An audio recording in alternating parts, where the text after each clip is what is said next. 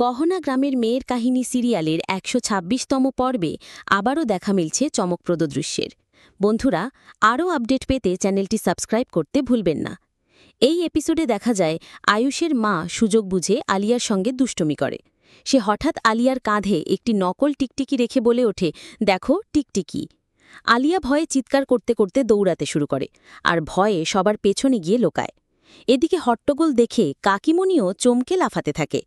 সবাই যখন তাকে সামলাতে ব্যস্ত, ঠিক সেই মুহূর্তে গহনা আলিয়ার পেছনে গিয়ে মুখে রুমাল চেপে ধরে তাকে টেনে নিয়ে যায়। এরপর ঘটনা আরও জটিল মোড় নেয়।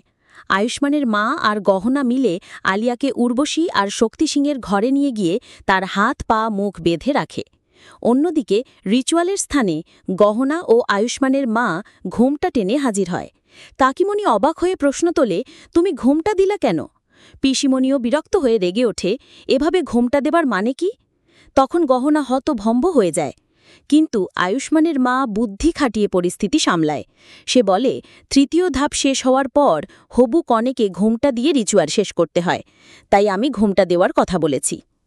বন্ধুরা, এই রহস্যময় ঘটনাগুলো দেখে আপনাদের কেমন লাগলো অবশ্যই কমেন্টে জানান এবং পরবর্তী এপিসোড মিস করবেন না।